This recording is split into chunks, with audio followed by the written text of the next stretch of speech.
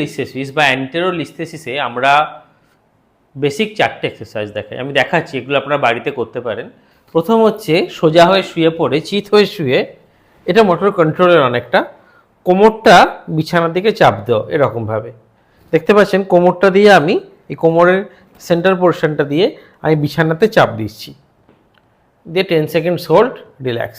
Second exercise হচ্ছে হাত পাশে রেখে মাথাটা অল্প তোলা, 10 সেকেন্ডস হোল্ড, নামিয়ে দেওয়া।